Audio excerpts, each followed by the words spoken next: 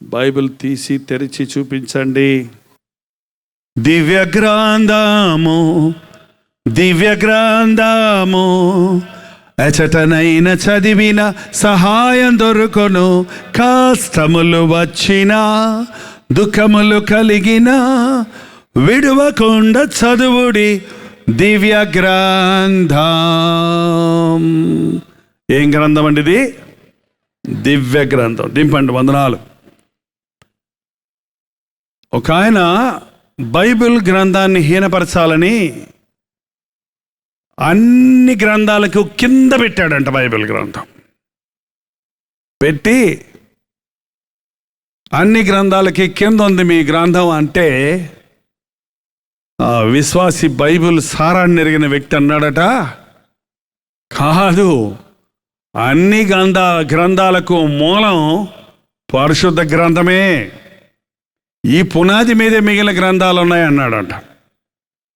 ఆయన కోపం వచ్చి కింద ఉన్న బైబిల్ తీసి పైన పెట్టాడంట, అన్ని పుస్తకాల పైన. ఇప్పుడేమంటావు అన్నాడంట. ఇప్పుడు అనేది ఏముంది?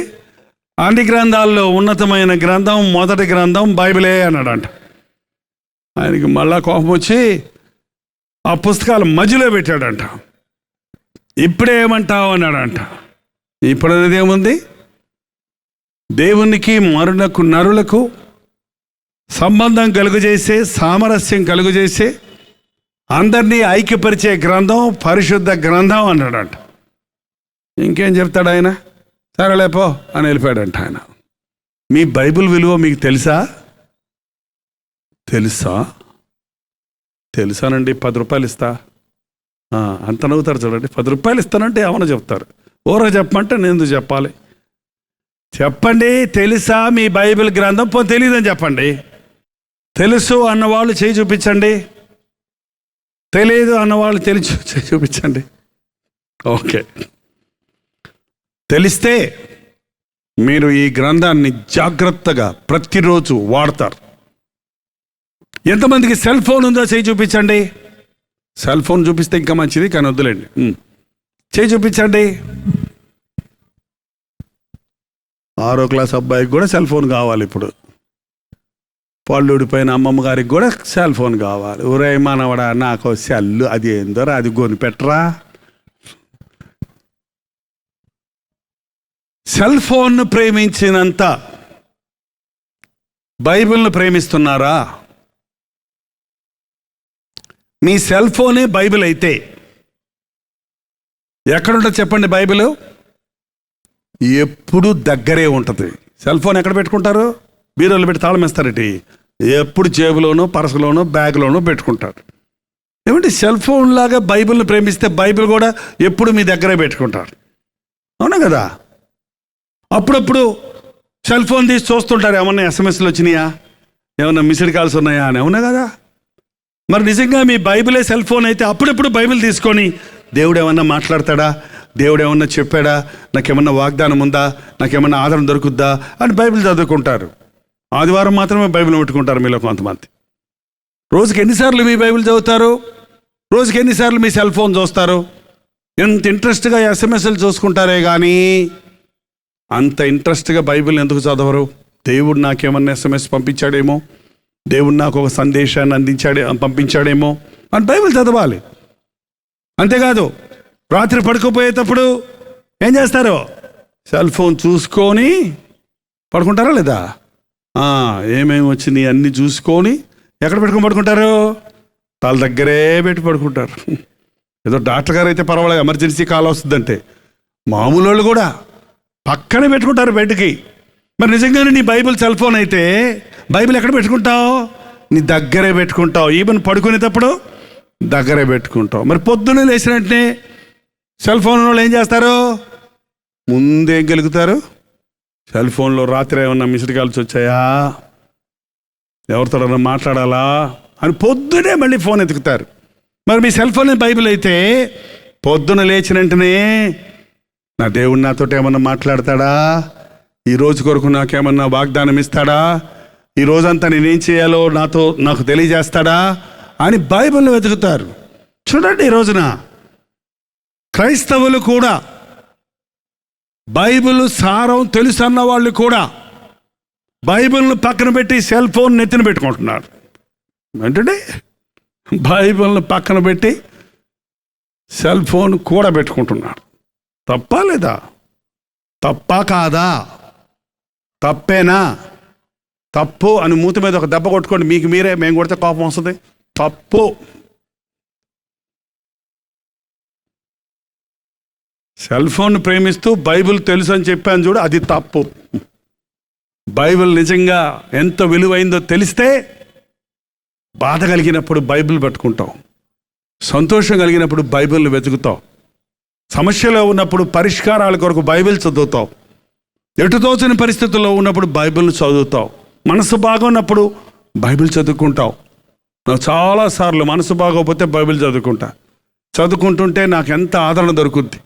బైబిల్ చదువుతున్నప్పుడు ఒక్కోసారి నాకు తెలియకుండా ఏడుస్తుంటా, తెలియకుండా నవ్వుతుంటా, తెలియకుండా సంతోషం ఎక్కువైపోయి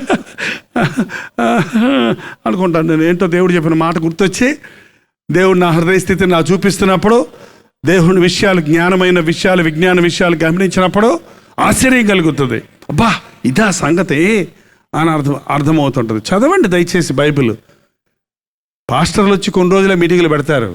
ఆదివారం మాత్రమే ఆలయం ఉంటుంది, లేక ఇంకో 2-3 రోజులు ఉంటుంది వారంలో. కానీ మీ బైబిల్ మీ కూడా ఉండి రోజు దాన్ని చదవాలి. బైబిల్ అప్పుడప్పుడు తినే బిర్యానీ లాంటిది కాదంట, రోజు తినే అన్నం లాంటిదంట. బైబిల్ అప్పుడప్పుడు కట్టుకునే పట్టు చీర లాంటిది కాదంటండి, రోజు కట్టుకునే నేత చీర లాంటిది. పట్టు చీర ఎప్పుడు కట్టుకుంటారమ్మా? పెళ్ళిళ్ళకి, పబ్బాలకి. అంతేగాని ఉపవాస ప్రార్థనకు వచ్చినప్పుడు, వంకాయలు కొనుక్కోవడానికి వెళ్ళినప్పుడు పట్టుచీర కట్టుకొని వెళ్తారా? అబ్బే, అది అయిపోయాక మడత పెట్టి జాగ్రత్త బీరోలో పెట్టి తాళం వేస్తారు. సంవత్సరానికి 1 సార్లు 2 సార్లు తీస్తారు. చాలామంది బైబిల్ కూడా అంతే జిప్పేసేసి బైబిల్ బీరోలో పెట్టేసి తాళం వేసేస్తారు. మళ్ళీ సంవత్సరం ఉద్యోగ కోటాలు వచ్చినప్పుడు తీసుకొస్తారు. అది కూడా అలాంటి అడిగే పాస్టర్ ఉంటే కదండి. నేను తప్ప అసలు ఇంతవరకు ఏ పాస్టర్ మీరు బైబిల్ తెచ్చుకున్నారా లేదని అడగరేమో, నాకు తెలియదు. అడిగారా ఎవరన్నా? ఏ పాస్టర్ గారన్నా బైబిల్ తెచ్చుకోవేమ్మా మీటింగ్ అని అడిగారా? అబ్బే, మనకెందుకు ఆ సంగతి? మీరు బైబిల్ తెచ్చుకుంటే ఎందుకు, తెచ్చుకోపోతే ఉంది. కానుక తెచ్చావా లేదా అమ్మా? కానుక తెచ్చావా? చాలు అండి. బైబిల్ చదవండి, బైబిల్ చదవండి. బైబిల్ చదివే వాళ్ళకి కానుక ఇమ్మని అడగాల్సిన అవసరం లేదండి. బైబిల్ చదివే వాళ్ళకి ప్రార్థన చేసుకోండి అని చెప్పాల్సిన అవసరం లేదండి. బైబిల్ చదివే వాళ్ళకి మనసాక్షి ప్రకారం నడుచుకోండి అని చెప్పాల్సిన అవసరం లేదండి. బైబిల్ చదివేవాడికి ఇది తెలుసు, ఇది చెయ్యి, అది చెయ్యొద్దు అని చెప్పవలసిన అవసరం లేదు. ఎందుకంటే అన్నీ మన బైబిలే చెబుతోంది. యేసుక్రీస్తుని రక్షకుడిగా ఎరిగిన రోజు నుండి మీరు ఎక్కువ ప్రేమించవలసింది, చదవవలసింది, పఠించవలసింది, ధ్యానించవలసింది ఏంటంటే దేవుని వాక్యమైన పరిశుద్ధ గ్రంథమైన బైబిల్. ఈ రోజు నుంచి మేము రోజు బైబిల్ చదువుకుంటాం అన్నవాళ్ళు హల్లెలూయా చెప్పండి. ఎప్పుడన్నా చదువుకోని రోజు ఉంటే మీరే మీ మూతి మీద తప్పు తప్పు అనేసి కొట్టుకొని చదవండి. కొట్టుకొని ఊరుకుంటూ వదిలిపోదు.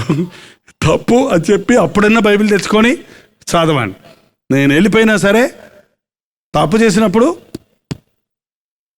మన దేశంలో దవళ్ళు వాయించుకుంటారు. అది దెబ్బ తగలకుండా టిట్ట తప్పులు కొట్టుకొని కావాలంటే మనం కొట్టుకోవాల్సిన పని లేదండి. మనం హింసించుకోవాల్సిన పని లేదు. మన హింస, మన బాధ, మన దెబ్బలు, మన శ్రమ, మన వేదన, మన కష్టం, మన కన్నీరు, మన చెమట,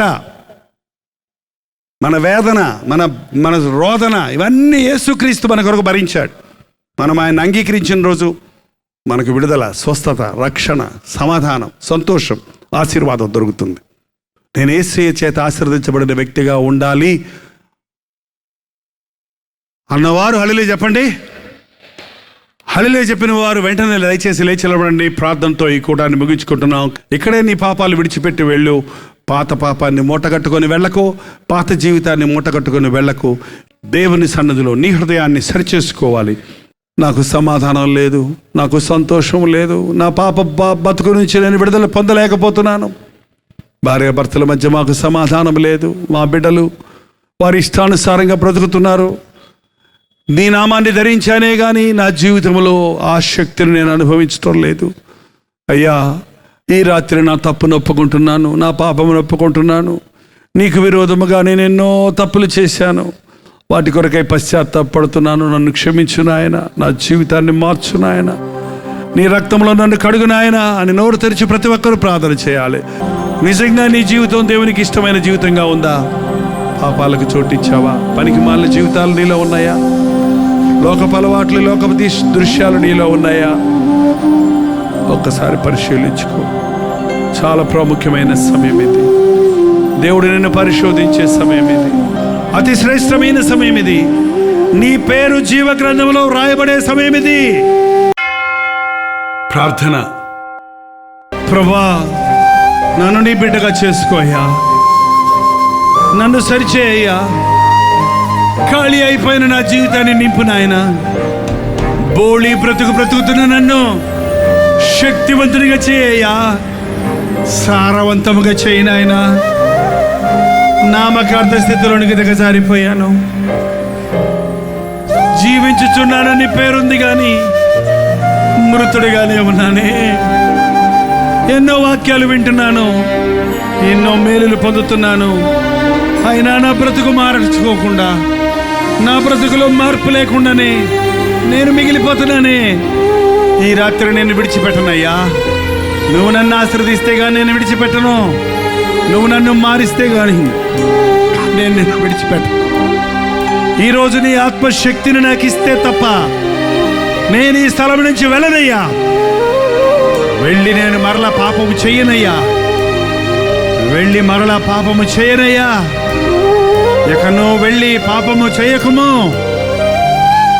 అని ఆ స్త్రీతో చెప్పినట్టుగా మమ్మల్ని కూడా హెచ్చరించిన ఆయన మా పాపాలన్నీ క్షమించి ఇంతవరకు నీకు విరోధంగా చేసిన ప్రతి దోషాన్ని క్షమించినందుకు వదలుబడి ఆయన.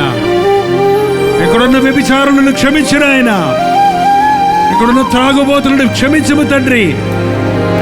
ఇక్కడున్న తిరుగుబోతులను, దేవుడు లేడని దేవుణ్ణి దూషించిన వారిని, దేవుని నిర్లక్ష్యత పెట్టిన వారిని క్షమించయ్యా. దేవుని నమ్ముకుంటానంటేనే అన్యాయాలకు పాల్పడ్డవాడిని, మోసాలు చేసేవారిని, అబద్ధాలు ఆడేవారిని, సినిమాలు చూస్తూ శరీరాన్ని తృప్తిపరచుకోవడానికి ఆశించేవాడిని క్షమించుడు ఆయన. మా జీవితంలో గొప్ప మార్పు రావాలి. ఇంకా కొందరు ఇక్కడ హృదయాన్ని కఠినపరుచుకుంటున్నారే, ఇంకా కొందరు ఇక్కడ దిక్కులు చూస్తున్నారే, ఇంకా కొందరు ఇక్కడ యోమయ పరిస్థితుల్లో ఉన్నారే. అటు వారిని నాయన నువ్వు దర్శించవా? నీ ఆత్మలటి వారి మీద కుమ్మరించవా? బండగుడ్డలను బద్దలు కొట్టవా? పరిశుద్ధాత్మ కార్యాలను జరిగించవా? యేసు క్రీస్తు నామములో అడుగుచున్నాము తండ్రి. మన తండ్రి అయిన దేవుని యొక్క ప్రేమయు, కుమారుడైన క్రీస్తు యొక్క కృపయు, ఆదరణకర్త అయిన పరిశుద్ధాత్మ యొక్క సహవాసమును కూడి వచ్చిన మనందరికీ ఇప్పుడును సదాకాలమును తోడై ఉండునుగాక. ఆమేన్, ఆమేన్, ఆమేన్. మీ ఆధ్యాత్మిక జీవితానికి సహాయపడే అనేక పుస్తకములు, 50 పుస్తకాలు రచించడానికి బైబిల్ పఠనంలో నుండి బైబిల్ విషయాలను, ముఖ్యంగా విశదీకరించిన విషయాలు మీకు ఎంతో ఉపయోగకరంగా ఉంటాయి. 50 పుస్తకాల సెట్ మీకు కావాలంటే కేవలం ఒక 3,000 రూపాయలు మీరు విరాళం చేయగలిగితే, మీ పోస్టల్ అడ్రస్ తెలియచేస్తే వీటిని రిజిస్టర్ పోస్ట్లో మీకు పంపించడానికి సిద్ధంగా ఉన్నాం. వీటి విషయం కూడా మీకు వివరాలు కావాలంటే 8939393939 అనే నెంబర్కి మీరు కాల్ చేయొచ్చు. ఉదయం 10 నుండి సాయంత్రం 10లోగా చేయండి. తప్పకుండా మా సోదరులు మీకు కావాల్సిన ఇన్ఫర్మేషన్ అందిస్తారు. లేదంటే www.jpaul.org అనే వెబ్సైట్ని దర్శించండి. మరిన్ని వివరాలు మీరు సేకరించవచ్చు. హల్లెలూయా. విశాఖపట్నం పరిసర ప్రాంతాల్లో ఉన్న వారికి శుభవార్త. దేవుని మహాకృప వల్ల ఇంచుమించు 1 సంవత్సరం తర్వాత మరలా వైజాగ్ రావడానికి ఎంతగానో ఈ సంవత్సరం అంతా ప్రార్థించాం. ఎట్టకేలకు ఈ అక్టోబర్ 2వ తారీఖున గురజాడ కళాక్షేత్రములో 1 డే గెట్ టుగెదర్ను విశాఖపట్నంలో ఏర్పాటు చేస్తున్నాం. వైజాగ్ పరిసర ప్రాంతాల్లో ఉన్న మీరందరూ వస్తారని, మిమ్మల్ని వ్యక్తిగతంగా చూసి మీకోసం ప్రార్థించాలని, ముఖాముఖిగా మీతో సంభాషించాలని ఎంతో ఆశతో ఈ గెట్ టుగెదర్ను ఏర్పాటు చేస్తున్నాం. ఇది హాలిడే కాబట్టి మీరందరూ రండి. మధ్యాహ్నం 2 నుంచి 5 గంటల వరకు, అలాగే 6 నుంచి 10 గంటల వరకు 2 సెషన్స్ ఉంటాయి. ఈ 2 సెషన్స్లో పాల్గొని దైవాశీస్సులు పొందండి. గుర్తుపెట్టుకోండి, విశాఖపట్నంలో గురజాడ కళాక్షేత్రంలో సిరిపురం జంక్షన్, విశాఖపట్నం, మధ్యాహ్నం 2 గంటల నుంచి 6 గంటల వరకు, అలాగే సాయంత్రం 6 గంటల నుంచి 10 గంటల వరకు జరిగే 2 సెషన్లలో మీరు పాల్గొని దైవాశీస్సులు పొందండి. ఈ విషయమే మీకు ఇంకా వివరాలు కావాలంటే 893939393939 నెంబర్కి మీరు కాల్ చేయండి. మరిన్ని అడ్రస్ వివరాలు మీరు తెలుసుకోవడానికి ఈ QR కోడ్ను స్కాన్ చేసుకోండి. తప్పక వస్తారు కదా. సంవత్సరం తర్వాత విశాఖపట్నం వస్తున్నాను, మిమ్మల్ని చూడాలని, దేవుని వాక్యాన్ని మీకు నేరుగా అందించి, మరి ముఖ్యంగా దేవుడు చేసిన మేలును బట్టి మనందరం కలిసి హృదయాలను దేవునికి సన్నిధిలో కుమరించి ఆయన ఆరాధించి స్తుతించాలని ఎంతో ఆశతో ఈ వన్ డే గెట్ టుగెదర్ ఏర్పాటు చేస్తున్నాం. రండి, దీవించబడండి. మీ స్నేహితుల్ని, బంధువుల్ని అందరినీ తెలియజేయండి. ఇంత తక్కువ సమయంలో యాడిస్తున్నాం కాబట్టి మీరే ఇతరులకు కూడా షేర్ చేయండి.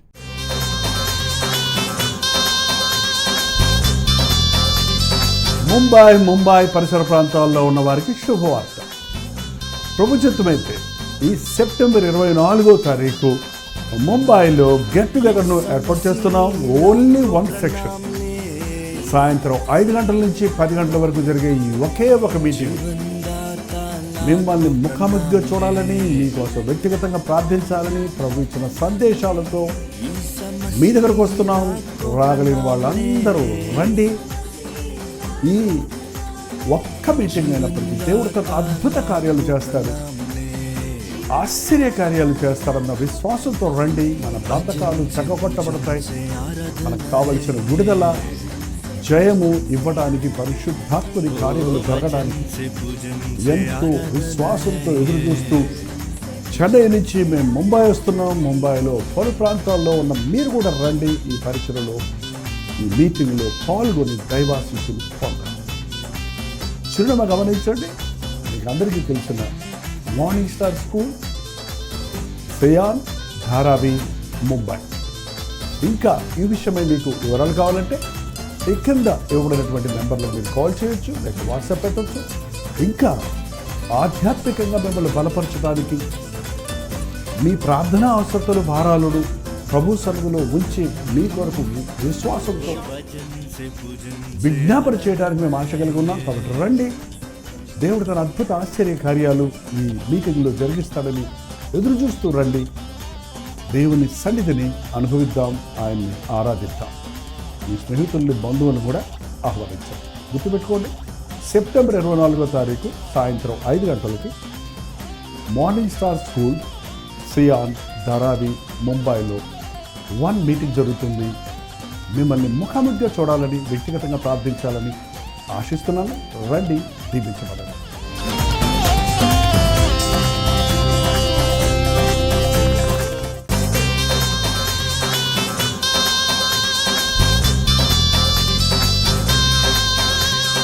హల్లెలూయా. కోల్కతా పరిసర ప్రాంతాల్లో ఉన్న వారికి శుభవార్త. ఎంతో కాలంగా ప్రార్థిస్తున్నాం, ఎదురు చూస్తున్నట్లుగా ఈ అక్టోబర్ 20వ తారీఖు, అలాగే 21వ తారీఖు 2 రోజులు బరక్పూర్లో, కలకటాలో గెట్ టుగెదర్లు ఏర్పాటు చేస్తున్నాం. తప్పక మీరు వస్తారని, టీవీ కార్యక్రమాల ద్వారా వాక్యాన్ని వింటున్న మిమ్మల్ని నేరుగా చూడడానికి, వ్యక్తిగతంగా మీకోసం ప్రార్థించడానికి, మీ ప్రార్థనా భారాలు ప్రభు సన్నిధిలో ఉంచి విజ్ఞాపన చేయడానికి ఎంతో ప్రార్థనాపూర్వకంగా అక్టోబర్ 20, 21 తారీఖుల్లో కోల్కతాలో ఈ మీటింగ్స్ ఏర్పాటు చేస్తున్నాం. ముఖ్యంగా అక్టోబర్ 20వ తారీఖు బెరక్పూర్లో అసెంబ్లీస్ ఆఫ్ క్రైస్ట్ చర్చ్ ఆవరణలో ఈ 1 డే గెట్ టుగెదర్ ఏర్పాటు చేయబడుతుంది. అలాగే 21వ తారీఖు కోల్కతా సిటీలో బైబిల్ సొసైటీ ఆఫ్ ఇండియాలో ఈ 1 డే గెట్ టుగెదర్ ఏర్పాటు చేయబడుతుంది. ఈ విషయమై మీకు ఇంకా వివరాలు కావాలంటే ఇక్కడ ఇవ్వబడినటువంటి ఫోన్ నెంబర్కి మీరు కాల్ చేయండి, లేదా ఈ QR కోడ్ని మీరు స్కాన్ చేసుకోండి. చిరునామా గమనించండి. Assemblies of Christ church, riverside road, Barrackpore, West Bengal, సాయంత్రం 5 గంటలకి. అలాగే అక్టోబర్ 21వ తారీఖు కోల్కతాలో Bible society of India, New Market area, Jawaharlal Nehru road, Dharmatala, Kolkata. మధ్యాహ్నం 2 గంటల నుంచి సాయంత్రం 7 గంటల వరకు మాత్రమే. సమయాలు, తారీఖులు గమనించండి. ఈ 2 సెషన్స్లో మీరందరూ పాల్గొంటారని, ముఖాముఖిని చూడటానికి, మీకోసం ప్రార్థించడానికి అవకాశం కలుగజేస్తారని ఆశిస్తూ మీ దగ్గరకు వస్తున్నాం. రండి, మనందరం కలిసి ప్రభువుని ఆరాధిద్దాం, జీవించబడదాం. శరణం ఈసా మసీహ్ శరణం.